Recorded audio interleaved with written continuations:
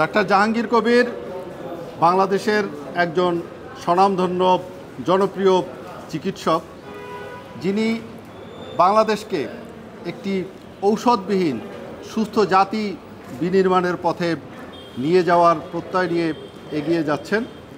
তো তার এই জনপ্রিয়তাকে পুঁজি করে একটি স্বার্থান্বেষী মহল সামাজিক যোগাযোগ মাধ্যমে অজস্র ভুয়া পেজ খুলে তার নামে বিভিন্ন মানহীন নিম্নমানের ঔষধ বিক্রি করছেন এবং মিস্টার জাহাঙ্গীর কবিরকে একজন অন্য টাইপের ডাক্তার হিসেবে চিহ্নিত করছেন, যেগুলোর সাথে তিনি সম্পৃক্ত নন।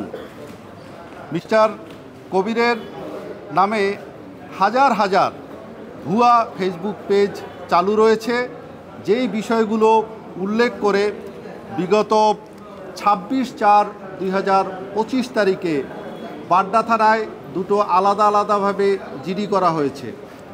অত্যন্ত দুঃখের বিষয় হচ্ছে তার নামে হাজার হাজার ভুয়া ফেসবুক পেজ চালু থাকলেও তার যেই ভেরিফাইড ফেসবুক পেজ, যেটার 3.6 মিলিয়ন ফলোয়ার সংখ্যা, তার রোগী এবং অন্যান্য যারা সেটার সাথে সম্পৃক্ত ছিল, সেই ভেরিফাইড ফেসবুক পেজটি বন্ধ করে দেওয়া হয়েছে। অথচ তার নামে ভুয়া যেই পেজগুলো করা হয়েছে সেই পেজগুলো চালু আছে এবং সেখান থেকে অত্যন্ত নিম্নমানের ঔষধ বিক্রি করে জাতির স্বাস্থ্যের সর্বনাশ করা হচ্ছে এবং জাতির সাথে প্রতারণা করা হচ্ছে।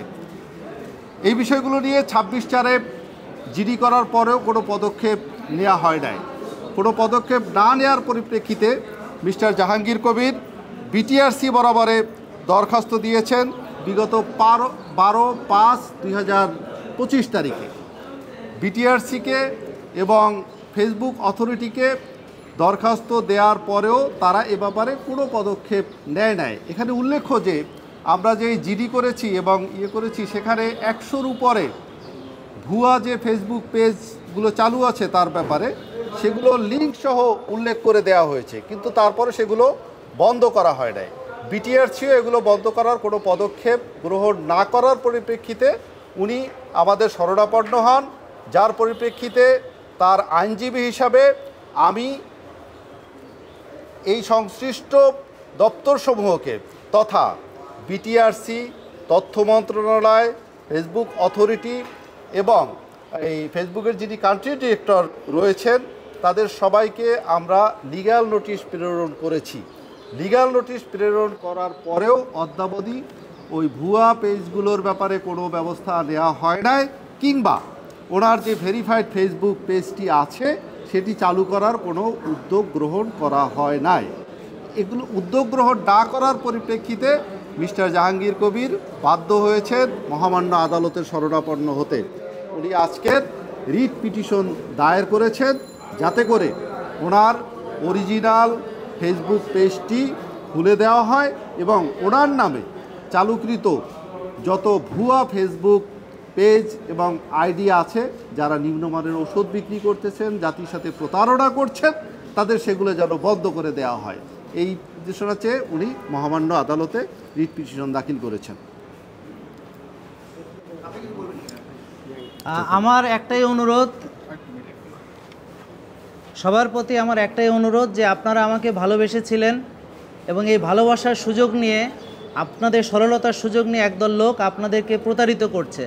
আপনারা সবাই সচেতন হবেন এবং আপনারা আমাকে ভালোবেসেছিলেন কারণ আমি ওষুধমুক্ত সুস্থতার কথা বলে এসেছি এবং লক্ষ লক্ষ মানুষ সারা পৃথিবীতে যারা আমাকে ফলো করেছেন তারা আজকে ওষুধমুক্ত হতে পেরেছেন বিধায় আপনারা আমাকে ভালোবেসেছেন।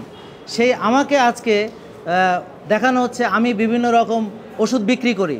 এখন এই যে প্রচারটা হচ্ছে, এই প্রচারগুলো হচ্ছে ভুয়া পেজ থেকে এবং অনেকেই ভাবতেছে আমি সরাসরি হয়তো এর সঙ্গে জড়িত, অথচ আজকে আমাদের রিয়েল পেজটা না থাকার কারণে আমরা এটার সঠিক জবাবও দিতে পারছি না। আমি এই কারণে আইনের আশ্রয় নিচ্ছি এবং সকল যারা মিডিয়াতে আপনারা আছেন সবার প্রতি অনুরোধ যে আপনারা এটা সাধারণ মানুষের কাছে পৌঁছে দিবেন এবং সাধারণ মানুষের প্রতি আমাদের একটাই দাবি যে আপনারা আমাকে ভালোবেসেছেন ওষুধ মুক্ত হওয়ার জন্যে, কোনো রকম শর্টকাটের ভিতরে আপনারা যাবেন না। কোনো ওষুধ যদি পৃথিবীতে থাকতো যেটা দিয়ে ওজন কমানো যায়, যেটা দিয়ে ডায়াবেটিস ভালো হয়ে যাওয়া যায়, তাহলে পৃথিবীতে আজকে বেশি ওজনের কোনো লোকই থাকতো না আর ডায়াবেটিস রোগটাই বিলীন হয়ে যাইতো। আসলে দেয়ার ইজ নো শর্টকাট।